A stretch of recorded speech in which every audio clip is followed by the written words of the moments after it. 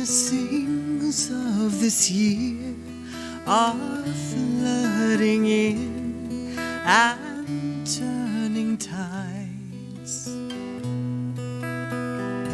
Oceans rise, rivers flow through the sands of time. Come back to your soul.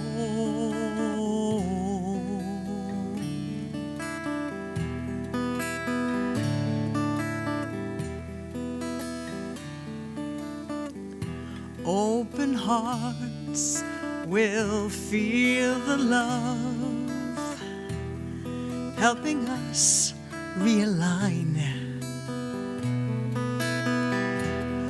We'll realize there's room for all when our hearts become our minds. Come back to your soul.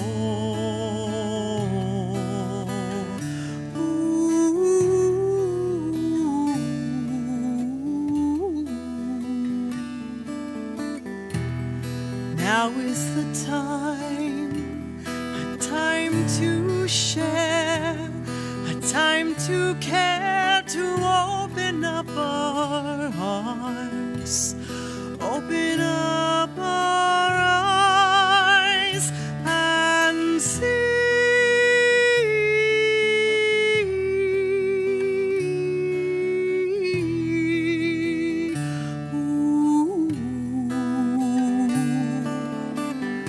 Blessings of this year are flooding in and turning tides. Oceans rise, rivers flow through the sands of time.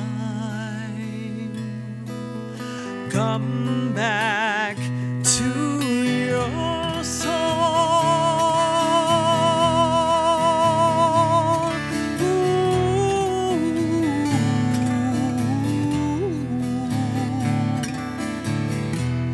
Be gentle with yourself.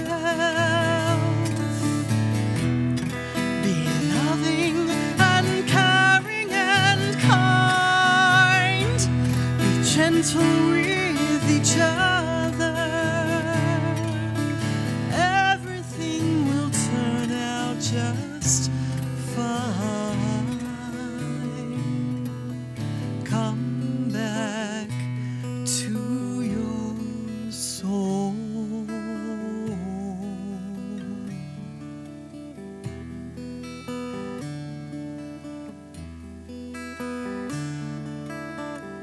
Blessings of this year are flooding in and turning tides.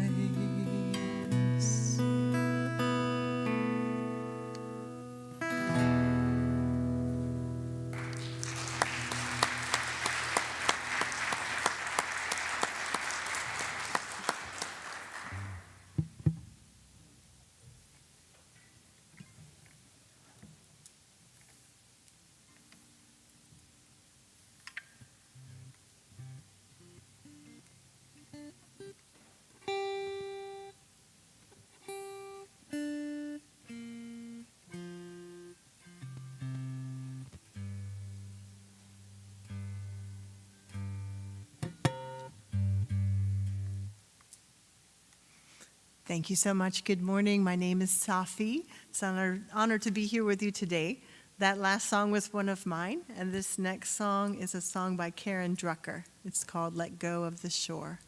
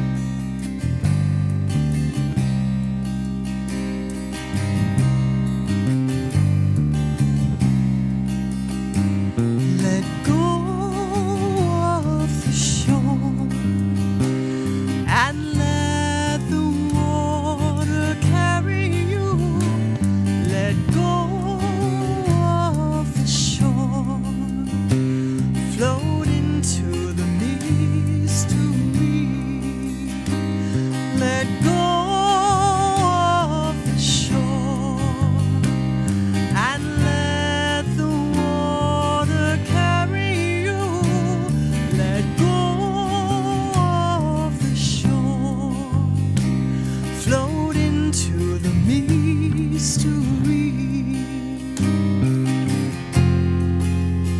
You have all you need, it's all inside of you. Close your eyes and breathe, know that you are safe.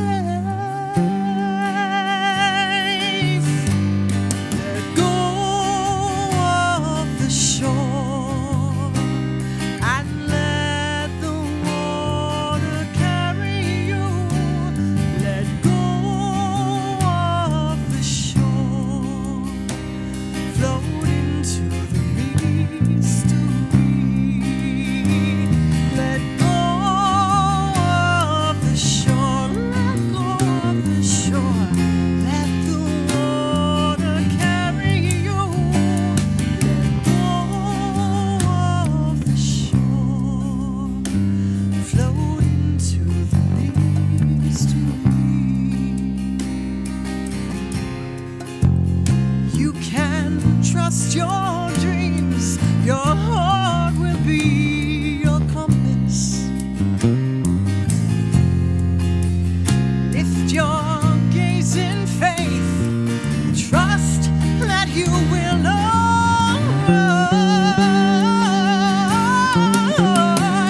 Let go of the shore and let the water carry you.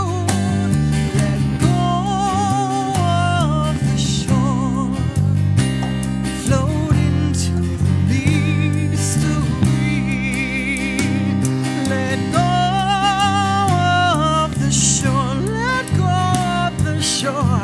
Let the water carry you. Let go of the shore, float into the mystery.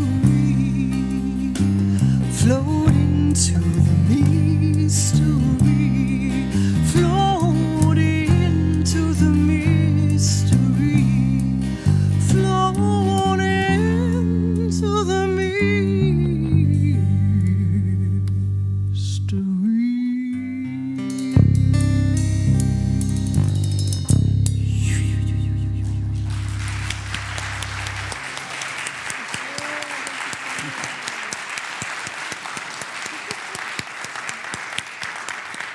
Thank you, Miss Sahffi Lynne. I just love the ease of her voice. Isn't it soothing? It's wonderful. Thank you so much.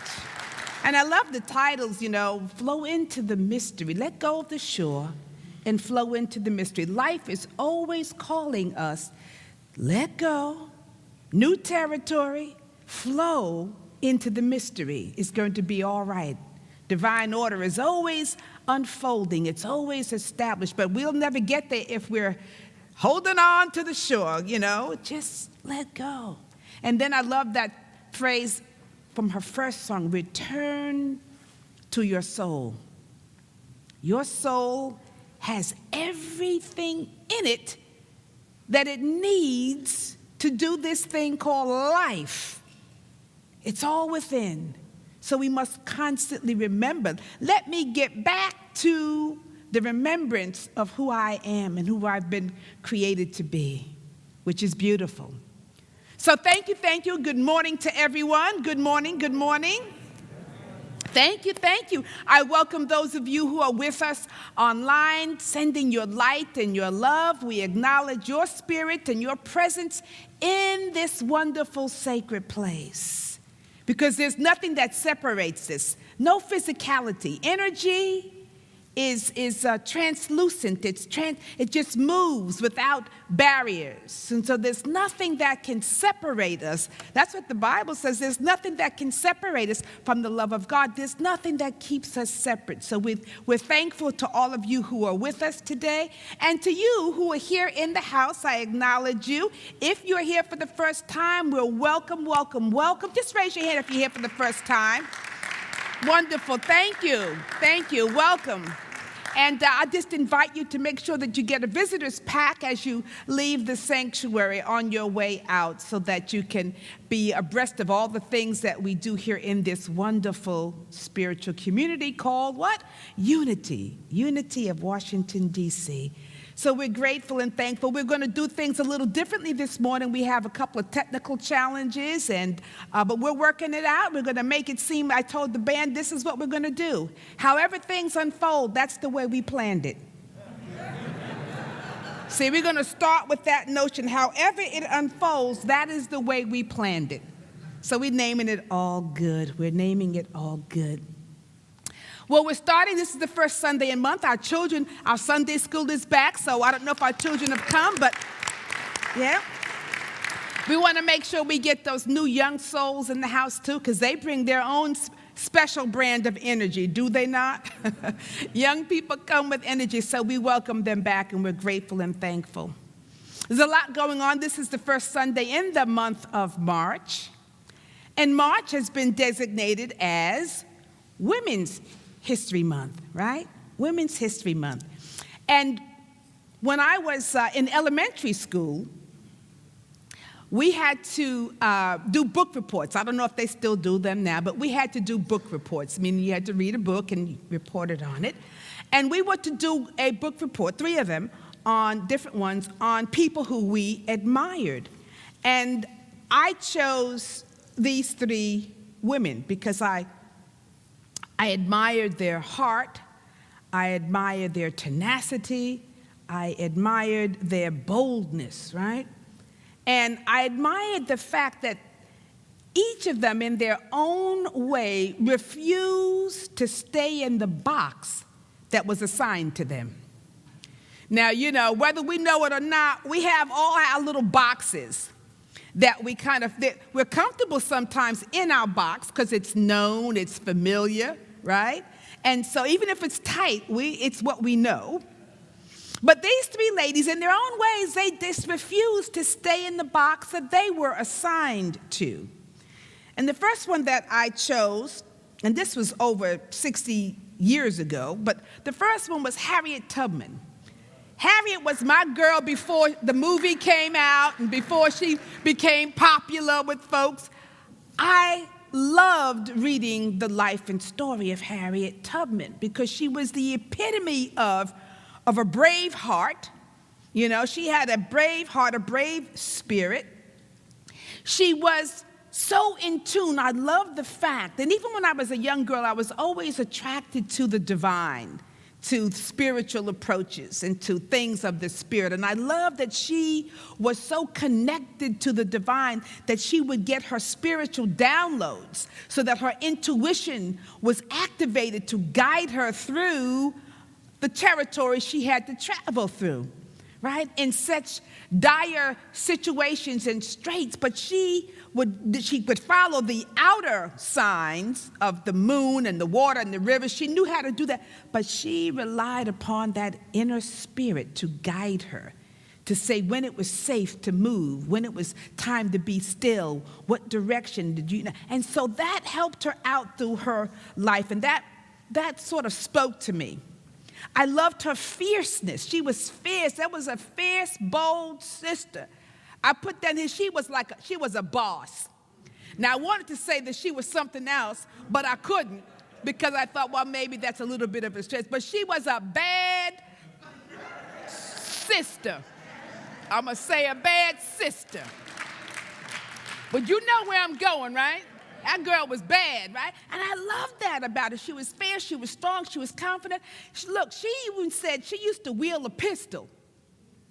And when people got a little uncomfortable on the journey or frightened, because it was dangerous. If they were caught, they knew they would be sent back, maybe even killed. And she couldn't afford to have anybody spoil her good thing. And so she would, when people would get a little leery and say they want to turn back, she'd pull out that pistol and she said, you got 2 choices. You can move forward into freedom, or you can die right here where you stand. And I loved it. And guess what? Most people chose what? I think I'll move forward into freedom. But she was, and they knew she meant it. She meant it. bold sister, wonderful sister.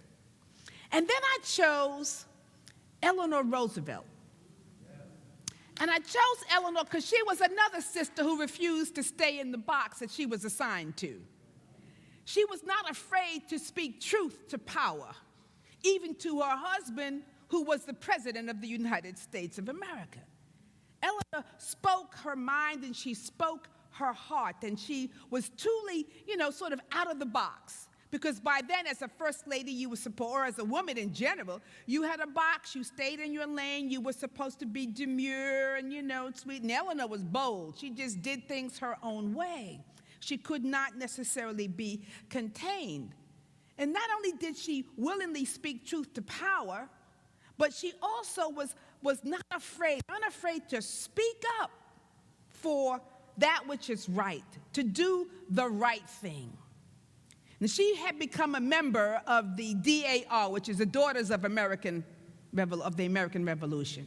And it was a white segregationist group of women who had a lot of power, a lot of influence.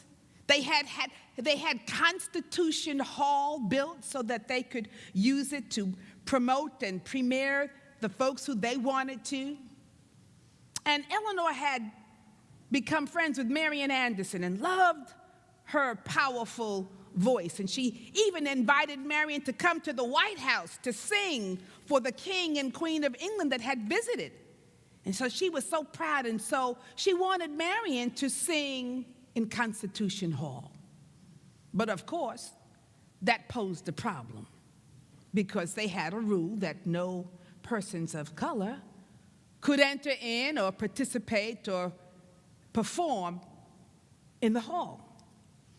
And so Eleanor, rather than just beat them over the head, she just decided, well, that's fine.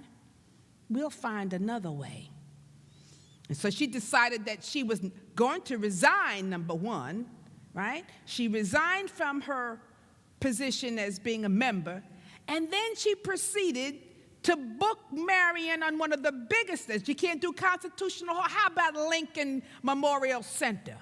We'll just go there and have her sing. And of course, that became an iconic place for those who were speaking. Martin Luther King spoke from those steps. And so, Eleanor kind of set that up, and I love that. I love that she was not afraid to step out of her privilege and step out of her position of privilege to do the right thing, to promote the ideals that she knew in her heart and soul were correct. And that although there were voices being denied, she was determined that this great voice would not be denied to be heard. And so I love that about Eleanor. There's some other stuff that she did. And even as a young girl in elementary school, something about fierce women spoke to me, So I loved it. And my last person that I chose, another woman who I think was out of the box, I called another woman who was not afraid and needed to, what I call, level up. This woman had to level up in order to live a full life. And so I chose Helen Keller. Now, a lot of people think that, we all know the story of Helen, but it's one that speaks to me of the great power of God, the power of one's determination of a soul, right? Because we know that she was definitely in a prescribed box of limitation, right? As a young, she could not hear, nor could she see. Now, I want you to think about that. Not being able to hear, nor being able to see, which means it was very difficult to communicate or to relate to the outside world. There was nothing to stimulate, nothing to cause her to feel that she could express herself because she had no reference for anything. Nothing, right? And yet, somehow or another, she was moved and called by Spirit to level up. Now, before I get into a little bit more of how she did that, I want to share maybe where this term level up comes from. It's actually a gaming term, right? It's a term that came from the gaming community. And basically it means that in order to move up to the next level in a game, you had to master certain abilities and skills and level at a certain level of the game in order to move up in the game. You had to learn certain skills. You had to gain new abilities, new strengths. You had to become better at the level that you were on to the point where you mastered it before you could move on to the next level, right? And operate from that level.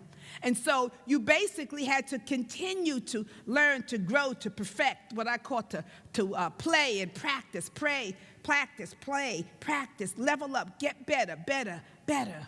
You see, and I love that term because leveling up in this concept is not about reaching goals, but it's more about acquiring better skills that enabled you to reach your goals. Sometimes we have all these plans and we have all these goals and we can map them all out, but we really don't have the ability to get there. We really don't know what to do to get ourselves there. It's just that it seems like a nice goal to have. Well, when the gaming thing, you go nowhere until you have perfected the level of where you are. You've gotten better. Then you're able to what? To move up to the next level. And so Helen Keller, she had an existence that was pretty bleak.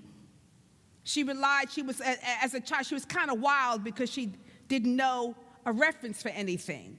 And so when she wanted something, she just expressed herself in whatever wild way that she could, if she was hungry or this or that. And we all know the story of her wonderful teacher who worked with her to move her. But she had to level up to the next level of living and expressing herself and communicating with the world, giving meaning to her life and understanding the meaning of things. You know, see, we get a lot of our meaning because we can see, we can read, we can talk.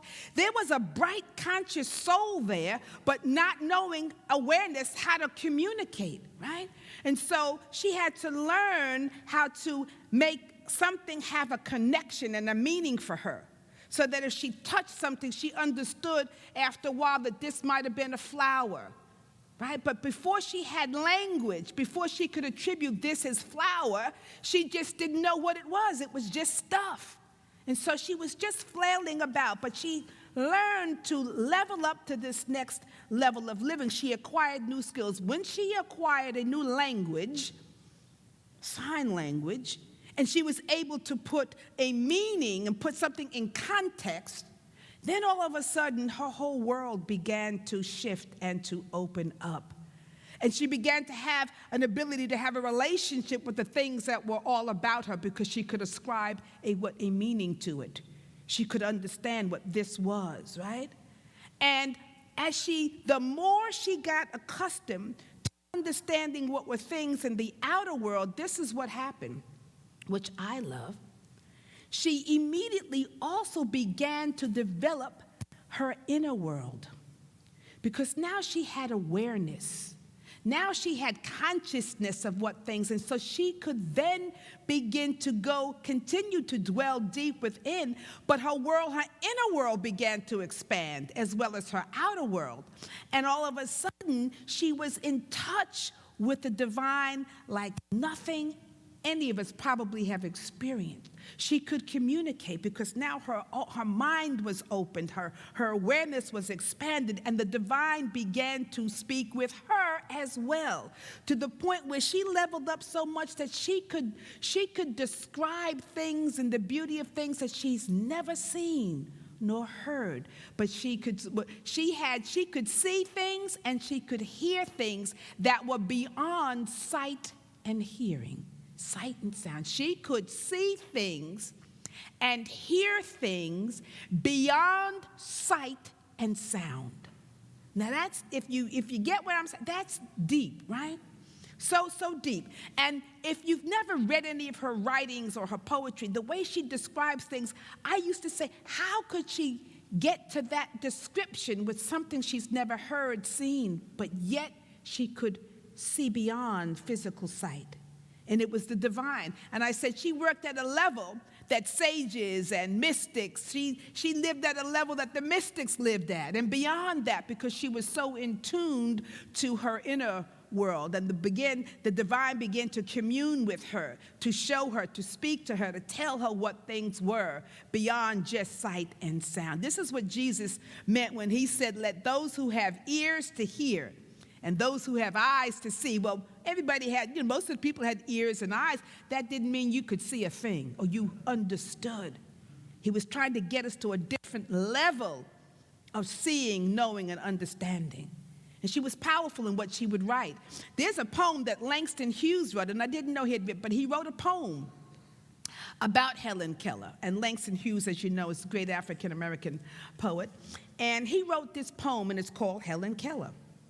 And it says, she in the dark found light, brighter than many ever see.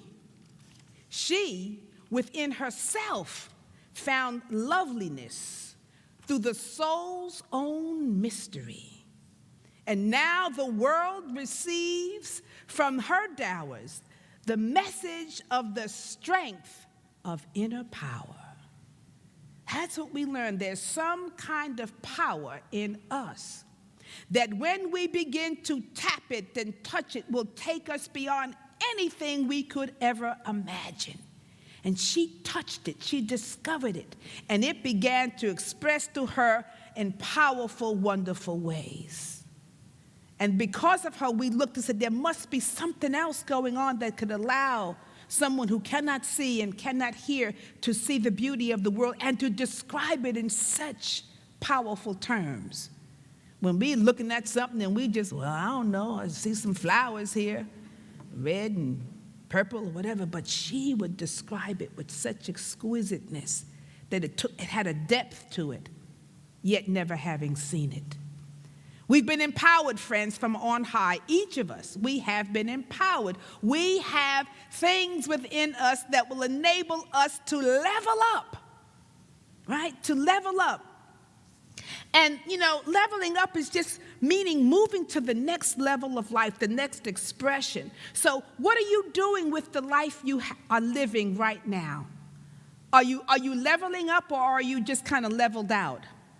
See, either we're going to level out, move to a state of a plateau, well, this is good, I'm good, or we're going to level up. Keep what? Unfolding, learning, growing, testing our limits, moving beyond, uncovering what else can I do? What else can I be? What else can I experience? What else is there? Sometimes have you ever said, is this all there is to life? No, it's what you make it. What are you doing? How are you opening up to life? There's a phrase that says, from Goals Calling, says, we all have big dreams and goals, and we want to make them come true. To achieve those goals, you have to become better, learn new skills, and take new chances. When you become better, you level up. You don't get to the level. See, this is what I like about it. In the gaming world, you don't get to the next level just because it's a goal of yours, just because you'd like to reach that. You don't get there. You have to acquire the skills to reach the next level. You've got to improve. You've got to be better. You have to practice. You have to play, right? And the more you play that game, the better you become. And the better you are, the next level you can reach. And it's a wonderful thing. You level up, you play it, practice, and all of a sudden, bam, you've perfected it, next level. And then, wonderful things happen. There's a book called The Game of Life and How to Play It. And it was written years and years and years ago by a woman named Florence Scovel Shinn. You can go on it. I discovered it's free if you want to go online and read it. But it's a basic primer. That book is for people who are just stepping on the spiritual path of truth and metaphysics and really wanting to understand, how does this thing called life work? And so, it just outlines some of your basic spiritual laws that if you played with these laws, if you practiced these laws, you would get better at the game of life. And you would unfold and you would grow. And sometimes, for me, I like to go back to the basics. Back to the returning to the soul, the stuff that I know is there, but I just put it aside because I'm so used to to it. I don't need to do my affirmations. I don't need to do denials. I know about that. I don't really need to pray. I prayed last week. I prayed last month. I got that. I'm just going to say, okay, life is good or whatever. And you get out of the habit of doing and practicing what you know. You get comfortable of leveling out instead of leveling up. And yesterday I went to a function. We had a wonderful time at Mary Ann's, her function, where she was declaring herself as a candidate. And anyway, she had a program afterwards, after the program, right?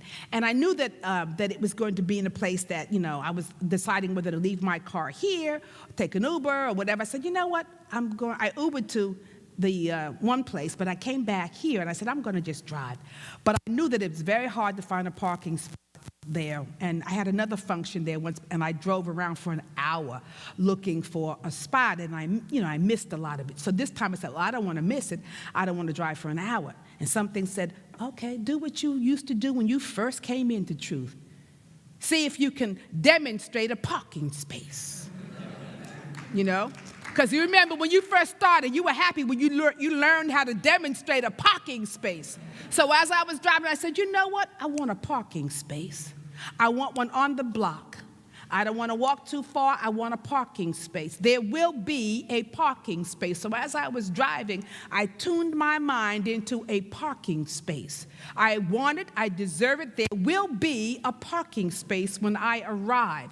I will have a parking space. Now, there's a lot of traffic. I got stuck in traffic, which was fine because it gave me the opportunity to forget the traffic.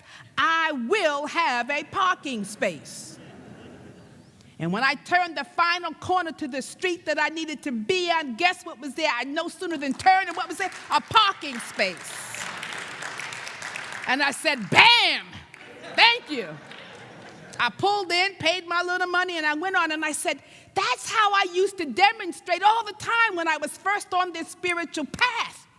But then I get, a little lazy, a little comfortable or whatever. I level out. And then I let all this other stuff get in the way when I know how to demonstrate. That's what we call it in New Thought. You practice as a practitioner. You demonstrate the truth. You prove it. You manifest it.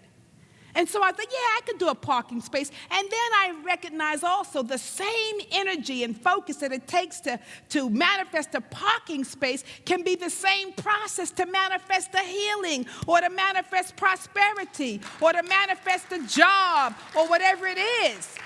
But what happens is we think, well, those things are really big things.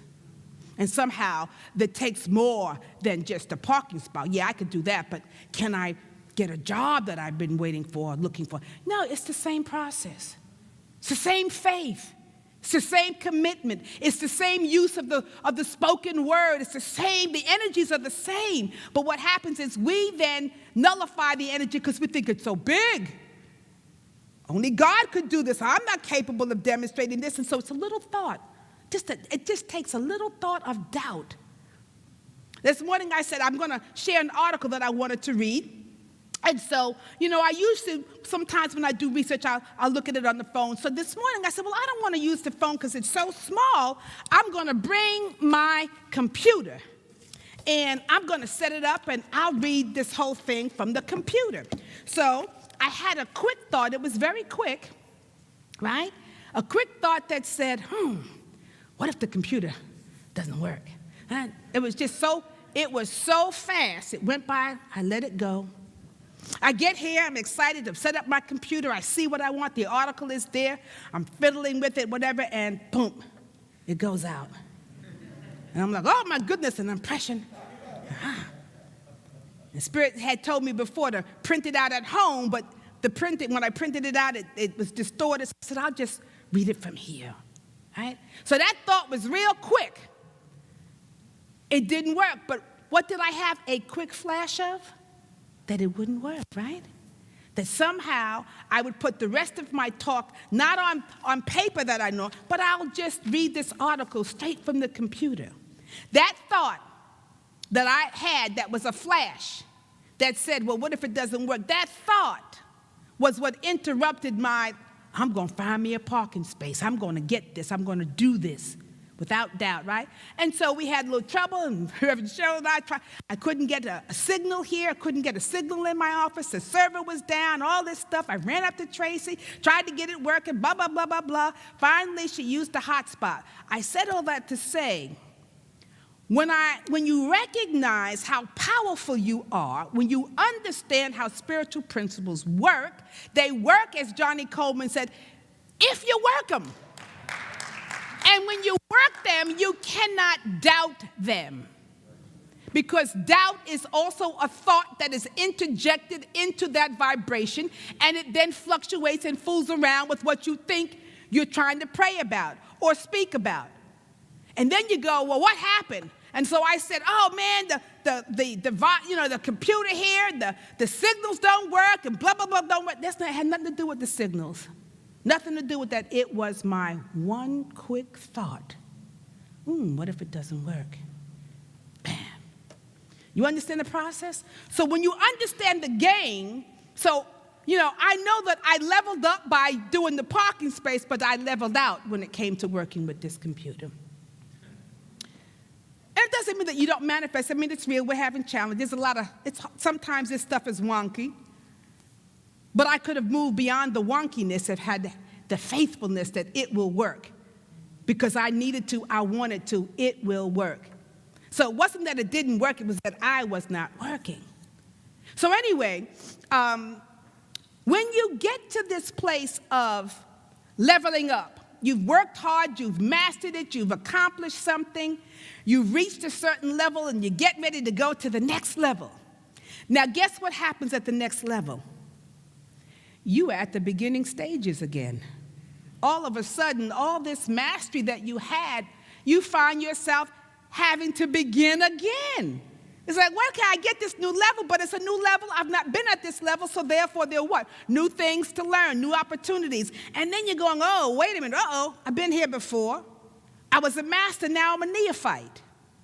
How'd that happen? You feeling good. See, life does not let you rest on your laurels. You accomplish something that's great, now you go to the next level, which means you got to start the process all over again. Learning something new, mastering it, getting comfortable with it, moving up, so that this is called the growth process. This is how evolution works. You have to keep leveling up. There's a wonderful article that I wanted to share, and it's a little bit long, but it's by this gentleman named Benjamin Hardy, and he has 13 signs that you've leveled up as a person. Now, they're a little long, so I said, well, let me see. You guys up for it? Yes. Okay. And normally I wouldn't read anything this long, but as I was working with it, I kept saying, oh, this is good. Oh, I like that. Oh, this is good. Oh, yeah, that's an idea. Oh, and I said, you know what? I just need to read the whole thing because I want you to get this whole concept. So just bear with me, relax. And he starts off with saying, according to meta-analytic data, according to meta, I love the first of all, meta-analytics. It's beyond just the simple analytics, it's meta. According to meta-analytic data, confidence isn't what leads to success. Instead, successful behavior is what creates confidence. The more you achieve something, it's like, oh yeah, I got this, I can do this, right? So successful behavior is what creates confidence. So it's not that you're confident that leads, but your behavior, your actions, right?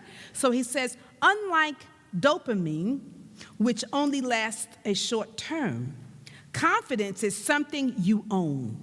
You've earned it. Short-term pleasure and long-term joy are two fundamentally different outcomes.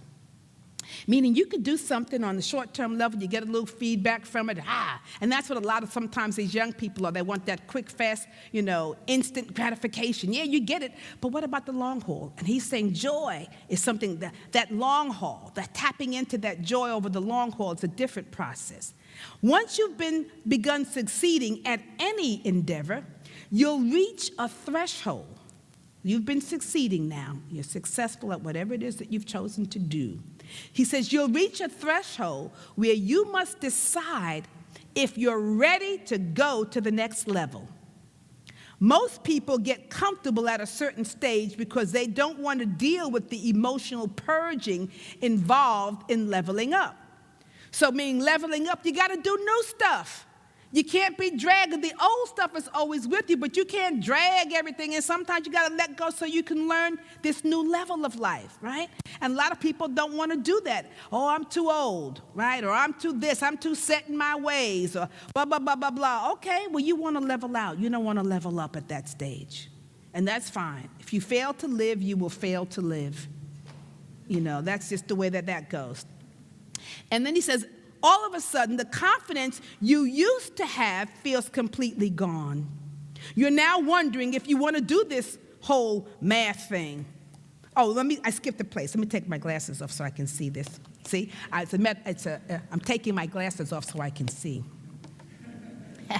So when you decide, okay, so they don't want to level. When you decide to up level or go bigger, your life becomes very difficult for a short period of time. You may have mastered algebra, but now you're in a calculus class and feel completely disoriented. You felt good about getting that A in algebra. Yeah, I got this. Now calculus, ooh, what is this? Something new. All of a sudden, the confidence you used to feel is completely gone. You're now wondering if you want to do this whole math thing at all or whatever it is that you're doing. Have you ever been there? You get to a place, you think your new place, oh, I don't know if I want to even do that, right? So despite having a firm foundation, you feel like you're standing on nothing and that everything around you is falling apart. This is what happens. This is what happens when you begin to level up. You've mastered a level, you've lived at a certain consciousness. Now all of a sudden life is presenting something new and you're like, ooh, wait a minute, this is different. Have you leveled up lately? If so, this is a list of 13 things that might be familiar. Don't fret. You've been through this before. You've come this far. You've battled hard, and you've triumphed. So what he's saying is here, look, when you enter into a new venture, it's going to get shaky. It might be scary. Don't worry. You have had many new adventures. You've had many new levels. You didn't know how to walk, right? But you crawled, and you stood, and you walked, and then you ran, right? So there's always a leveling up, and we've been here before. And you've triumphed, you've battled hard. He says, now things are feeling rough, but it won't be long until you get your stride back. But this time, you're more evolved, more able. You're stronger than you were before. The stakes will be higher. You'll have more help and more support. Everything will mean more. When you're leveling up, you get to this next plateau, it's a little shaky, but you're not the same person that you were 5 or 10 years ago. You're stronger. You know more now. You have more resources, more access. You've done this before. You've done life. You have succeeded, you know. So take all that with you. Now, here's how you know if you're recently leveled up. And this is what, when I read these things, I think this is what we are doing as a species. We are leveling up to the next level of how we are to operate and express ourselves. No longer can the limitations, you got to understand the workings of the mind, the workings of the heart. Now, we here in thought, new thought, we kind of understand how the game of life is with these spiritual laws, but we still have to level up. Everybody else is trying to level up, but when you do that stuff, sometimes you're at a new level, what happens? Everything falls apart, it looks like, right? So the first thing, your confidence temporarily drops. If you've been successful in the past and for some reason feel derailed, don't take it as a sign that you're on the wrong path. Chances are you've leveled up without realizing it.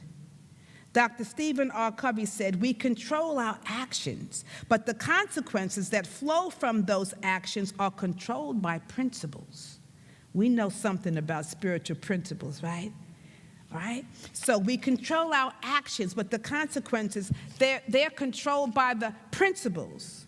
So when we start applying spiritual principles, we apply them through our actions, through our thoughts, through our feeling, getting everything in lined up with the principles, we know that, oh, okay, certain things are going to manifest. He says, when you've mastered one set of principles, your life will improve. And so I used to say, just take one spiritual principle, friend, and master it. You don't have to read all the 7 laws of the universe and the 7. Take one, whichever one you choose, and work it, master it. All of a sudden, your whole life will change. You don't have to know the whole kit and caboodle of all the spiritual laws in the universe. Start with one, master that, and see what happens. So he says, when you've mastered one set of principles, your life will improve. You'll become more competent, successful, and confident. Your interactions with other people will be far deeper and more meaningful. Your social group will shift from people solely interested in entertainment to people interested in solving problems and growth. Have you noticed that when you step on the spiritual path, your friends begin to change? You've leveled up, and so it's not all about hanging out and doing all. It's about something of substance. You want to be around people who are doing something, who understand. So you've leveled up. And they're like, well, they might say, you've changed. You're different. Oh, I'm better. I'm just better, right? However, once you've mastered a certain level of principles, you'll become aware of and exposed to higher order principles. Once you start mastering one, all of a sudden you're going to be ushered into other higher principles. Immediately, you'll feel like a child again. You don't know how these rules work. You'll begin making mistakes. You've mastered this. Now you got a new spiritual principle. You're going to make a mistake, all right? You begin to make mistakes. Your confidence will drop.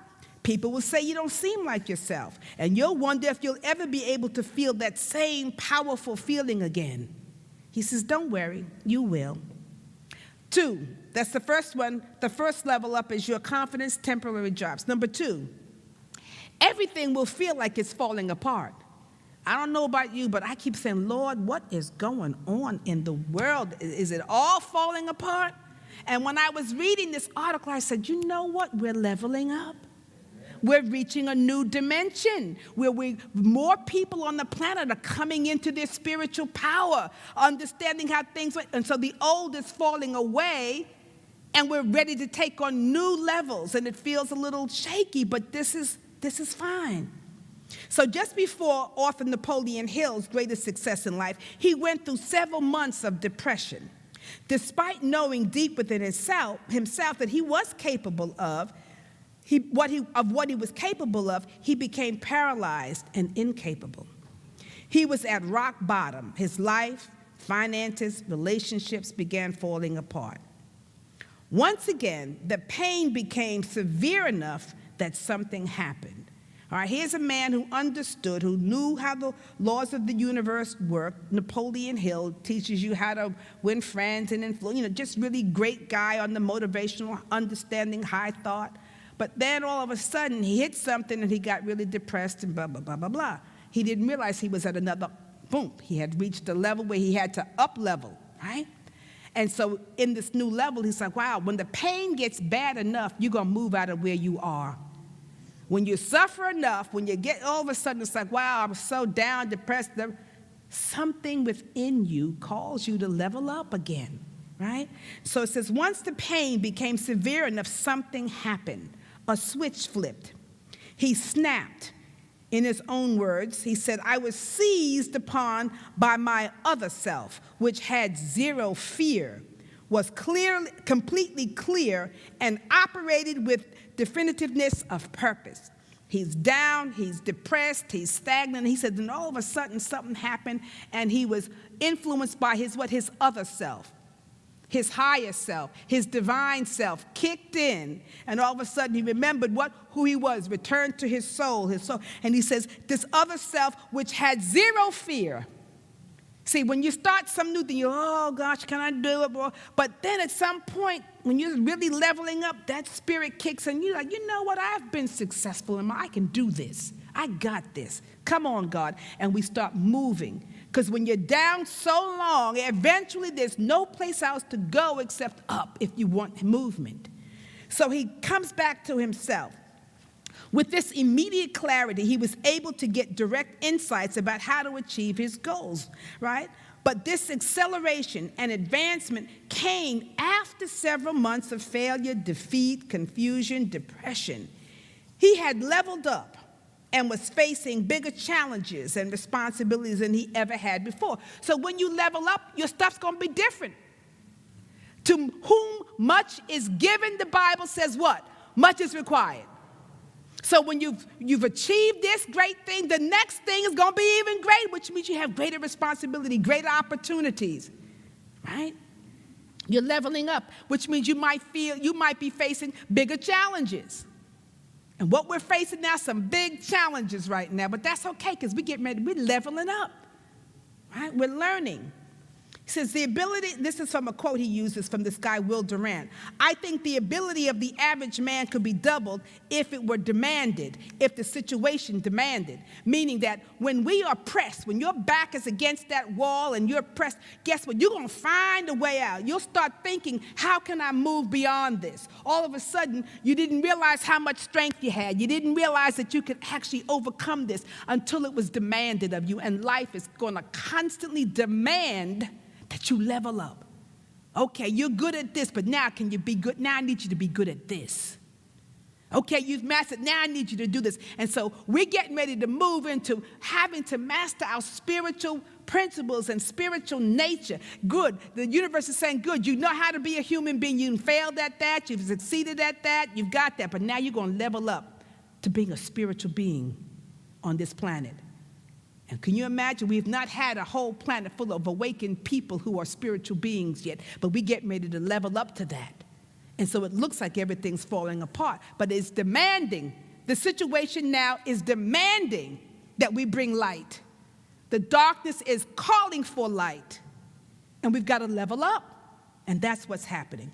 So it took a while for him to adapt to the higher order demands of his new situation, but adapt he did. And adapt you will.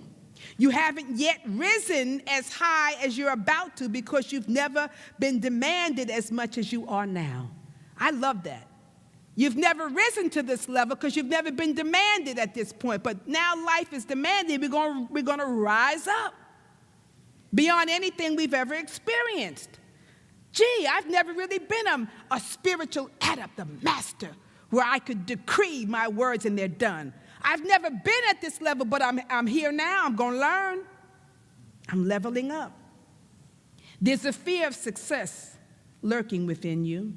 You're not sure if you really want to keep ascending, but you already know within yourself that you will. You are resolved. It's done. It's happening. You are being pulled. Let go of the shore and flow.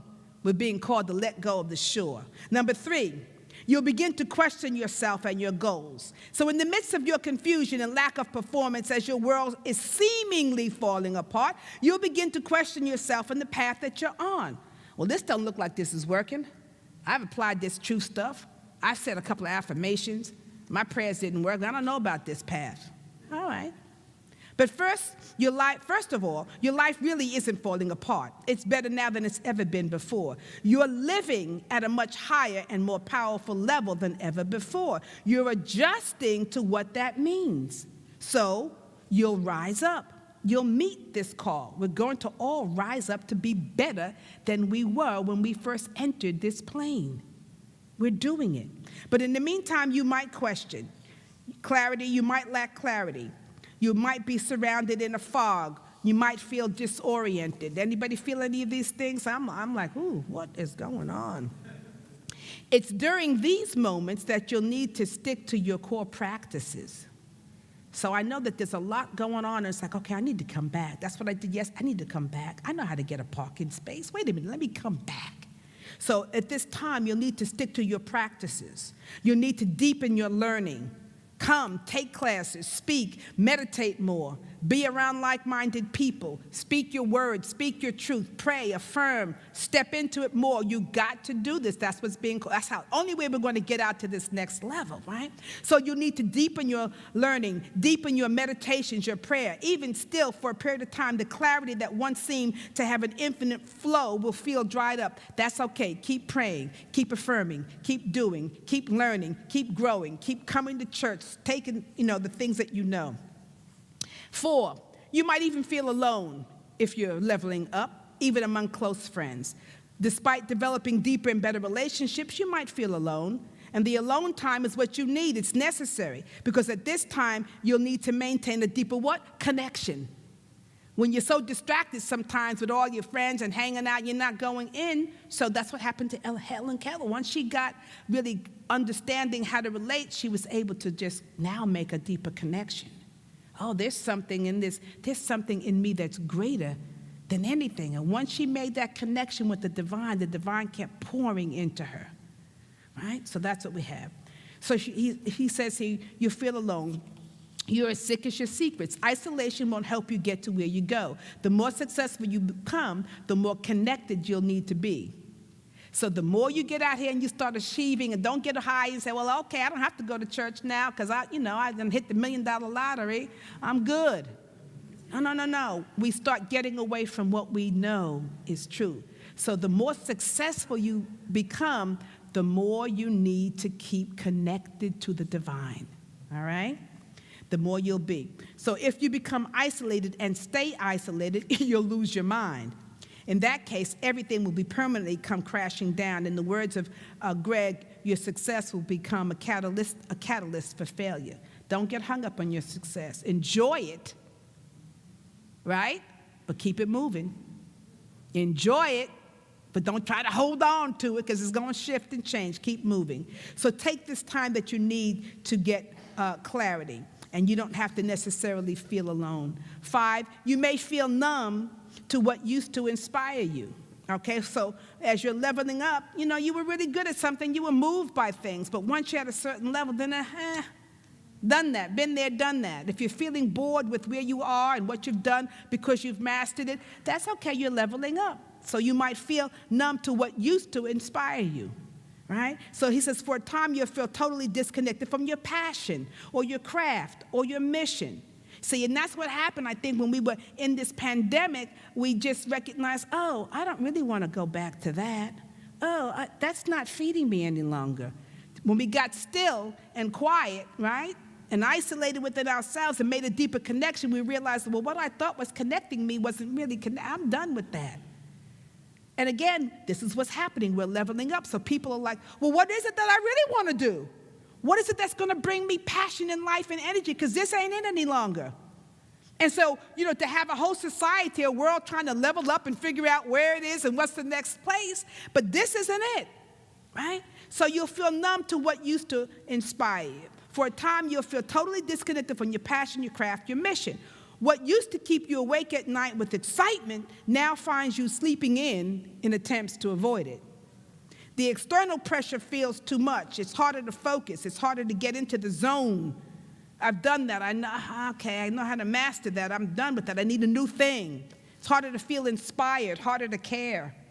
And I think this is what people are going through now. We can't feel, we're not inspired. And something new is trying to be born. So this numbness isn't because you don't care. You're advanced in understanding. You've adapted. You're now being double-teamed. Your brain is being forced into deal with more at once, right? And this is how you're going to advance. When you plateau out, you get bored until all of a sudden you can't stand that level anymore. You're looking for, something else. You're looking for something else. Now, when you start looking for the next level, now there's what? Movement, excitement, energy again, passion again, right? So breakthroughs will start to happen. This is how you know, okay, I'm leaving that level, it's time for a new one. 6, you'll start going through the motions to continue to succeed, but it won't be as enjoyable, right? Okay, not enjoyable, so you're going to do that. 7, you'll start making uncharacteristic mistakes, and you won't be bothered. I like that one. Oh, well, didn't work. Whereas when you first began bored, the thought of failing at something used to frighten you, so you pushed yourself to succeed and drive. But then when you reach it, it's like, okay, yeah, well, all right, didn't work. So these are signs for you to look at in your life, what's happening with your own things. So you'll start making mistakes because you're trying to move to a new level, and not wanting to be where you are, you're not paying attention. You're not giving it energy, so stuff happens, all right? And you get this confidence. So when you notice that, it's time for you to move on up. And then this one I love. There are number 8, countless opportunities begin to present themselves, but there are distractions along the way. A once-in-a-lifetime opportunity is irrelevant if it's the wrong opportunity. So stuff comes, right? So one of the problems with you is that there'll be more opportunities, they'll present themselves, but you're leveling up for a particular reason. You're leveling up, and you have to learn how to take hold of the opportunities that are available for you. When you put yourself out there in the universe, when you say, okay, you know what, I'm ready to grow, I'm ready for something new, the universe is going to respond. And you might have to make, guess what, a choice. I'm like, I noticed in my life right now, I never get just one thing. It's like, why can't you just give me the one thing? Why do you have to give me two things or great things? I could go to here, I could go to there. Then I got to choose. Well, which event do I want to go to? You know? Today is a perfect example. A good friend calls. She's, wants me to come. She's not doing well or whatever. But yet I've been feeling this call to go meditate at this ashram. I want to go sit in the silence and meditate. But this is important too. I really want to go do this. Now, why do I have to choose? That's okay. You're leveling up. You will have to choose. That's okay. There are many opportunities. Pick one and move with it. It's okay for you to do that. 9, you'll be faced with a crucial decision. When the universe is trying to get you to really level up, sometimes it's going to give you a crucial decision to make. Should I quit my job and go? I just saw this thing where you could take a cruise for 3 years. It was just advertised. I don't know if anybody saw that. I said, oh, that sounds like fun. I could take a cruise for 3 years, and they feed you, you're on the cruise, you get to eat, you travel around the world for 3 whole years.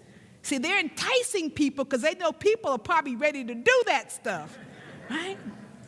But there's a crucial decision. It says at this point that you're faced with a crucial decision, you'll connect deeper to the why that brought you here, or you'll succumb to the pressure.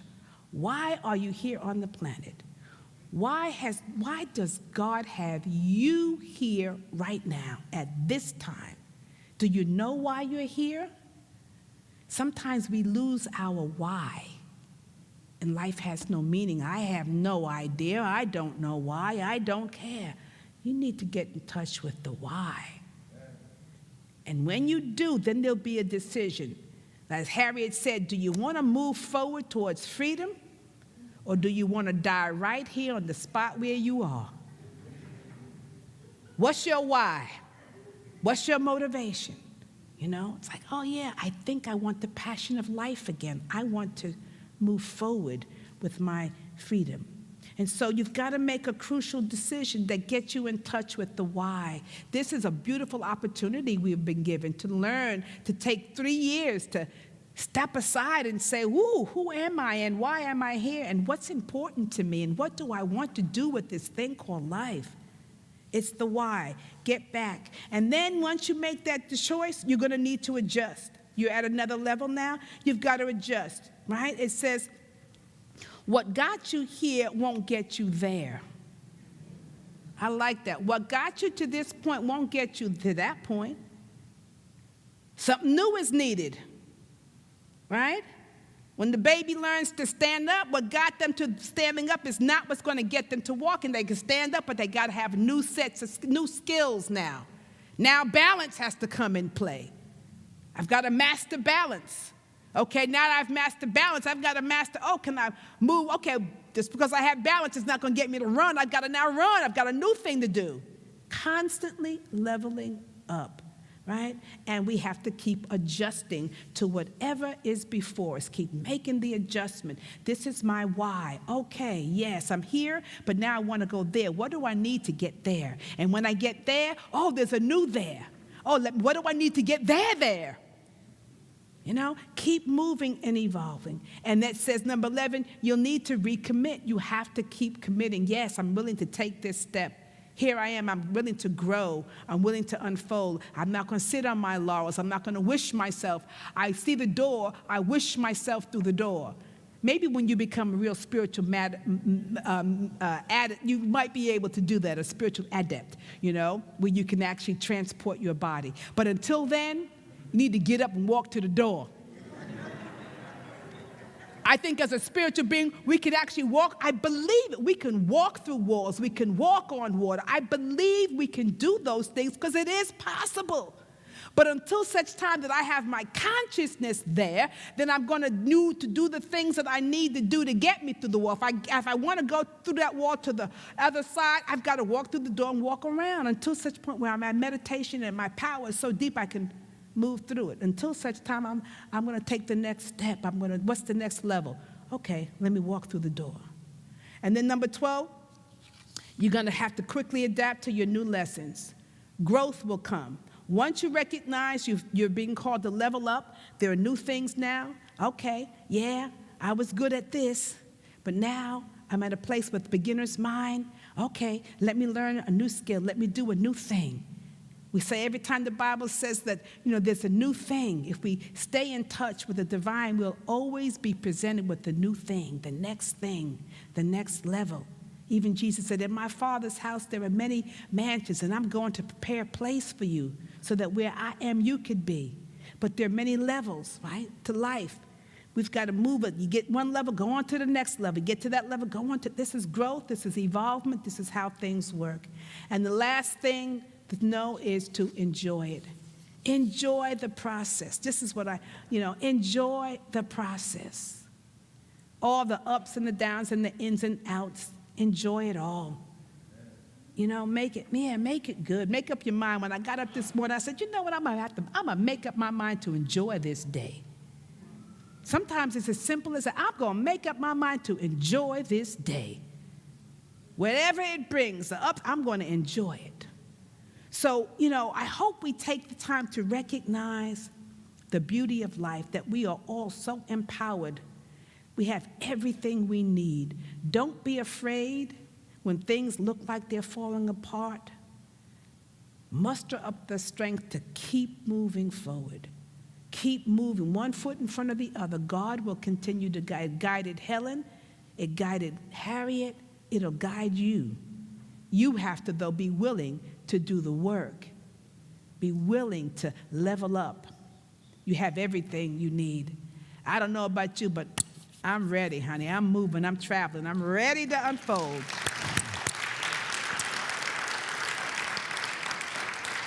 So wherever you get to, I hope you enjoy it. Maybe we'll see each other on the by and by. But in the meantime, it's time to level up. Blessings. Oh, blessings. Blessings. Hey. And let's welcome back Sahffi Lynne. Yes. And we send Richard, who's just taking a little time off, we send him some love and light, and we give thanks for wonderful Rudy and Roderick for being here with us as well, keeping us going.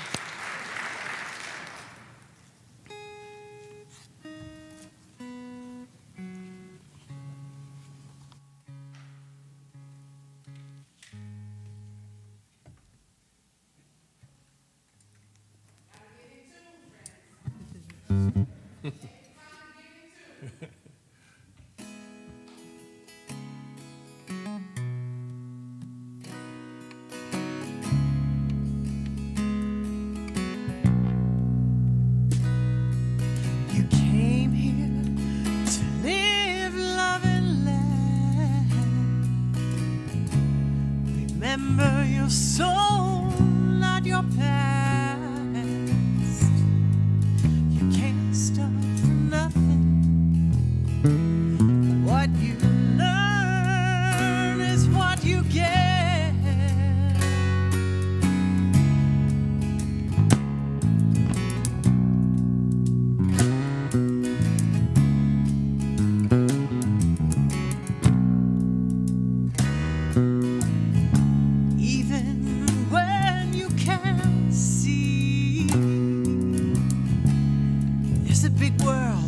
Turning round you and me, we'll see it all when we open our hearts and be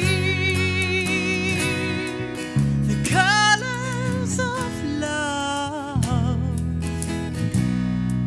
the red sky above.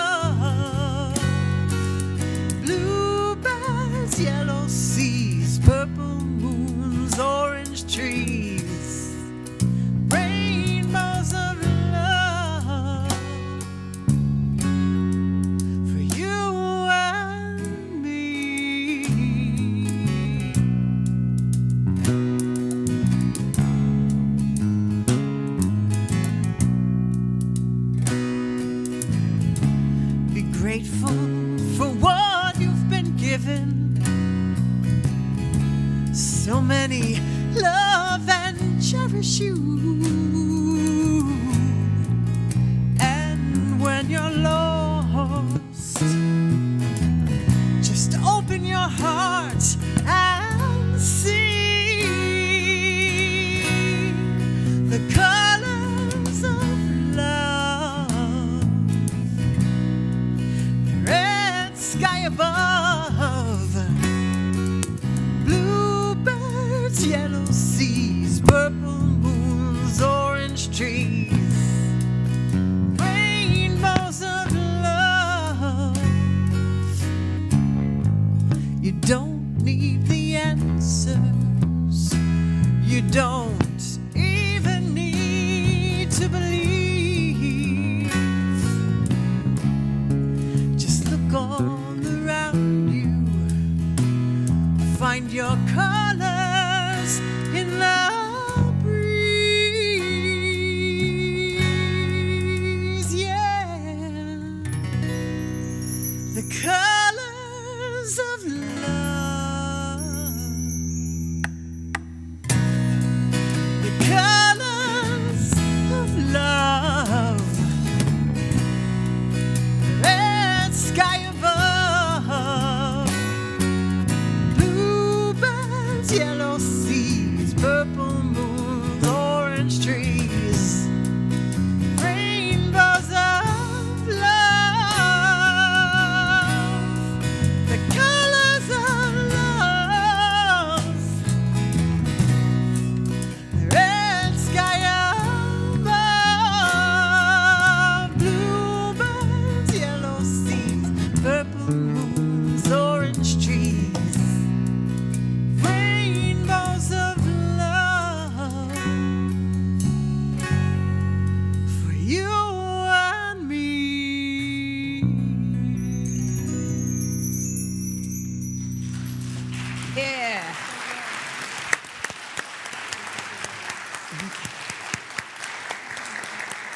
Thank you, Sahffi. The colors of love. Wow, what color is love? See, Helen could describe the color of love. She was that in tune. I wonder, what color is love for you? I love it. Purple trees and orange moons, and get out of the box. Create, express. So let's just take a moment and give thanks by just kind of meditating for a brief moment. I like to cement all of the feelings that we have in this inner presence.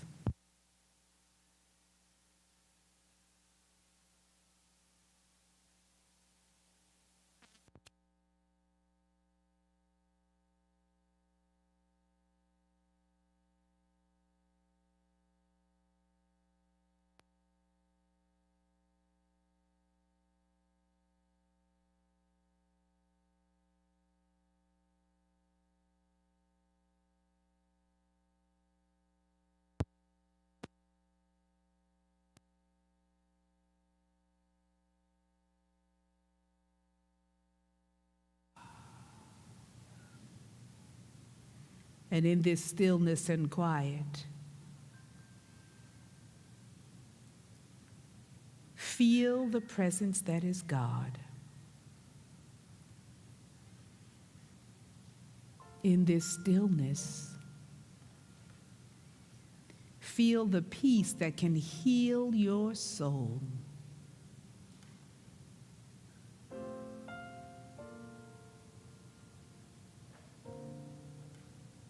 With each breath that you take, it is filled with the healing vibrations of God.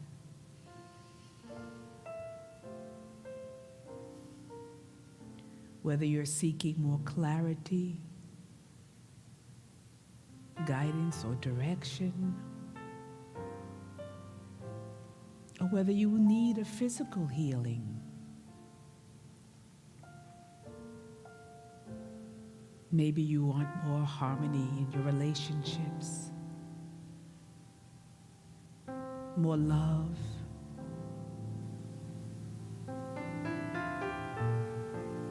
whatever it is, claim it now.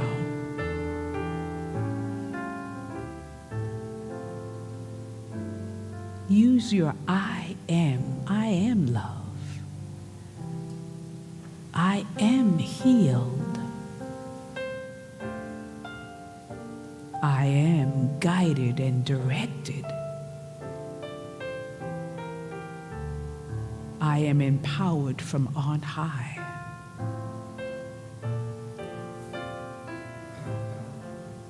I am fulfilled right now.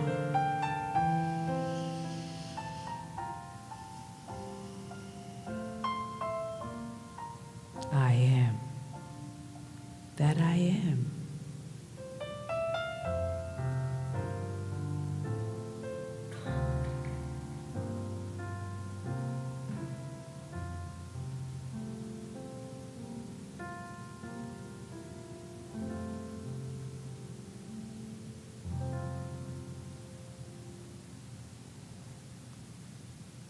And so we offer deep gratitude and thanksgiving.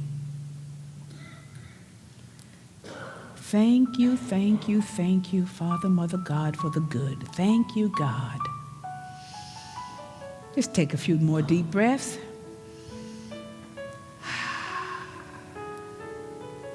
And so it is. Amen and amen. Our affirmation, beloved ones, for this week says, I am empowered from on high. I raise my consciousness and my vibrations, and I level up beyond my limits. And so it is. Praise the good. Amen. Let's affirm this together. I am empowered from on high. I raise my consciousness and my vibrations, and I level up beyond my limits. Praise God, and so it is. Work with this affirmation this week. If you come up against a limit that you've held on to or that seems to be presented to you, level up. Know that you can move beyond any limitations with the power and presence of God. And so, beloved ones, we are grateful and thankful for you, for your presence. We bless you. We take a moment to bless our offering, all that you share with this ministry, and we know that it will return to you that which you give under spiritual law, the law of giving and receiving. That which you give out to the universe returns to you, and not necessarily at the same level, but a greater level, a higher level. So we give thanks. This is the affirmation, says, divine love through me blesses and multiplies all that I am, all that I have, all that I give, and all that I receive. Let's affirm this divine process together. Divine love through me blesses and multiplies all that I am, all that I have, all that I give, and all that I receive. This is a spiritual law. Thank you, God, for everything. If you're here for the first time, we don't pass the baskets. We have the sanctuaries, boxes in the back of the sanctuaries. Let's stand, and yes, you can continue to play that. Thank you, my team, my wonderful AV team who's working on. Let's give them some love. And let's stand and sing now our closing songs. You light up my life. You give me hope to carry on. You light up my days and fill my nights with song. It can't be wrong when it feels so right. 'Cause you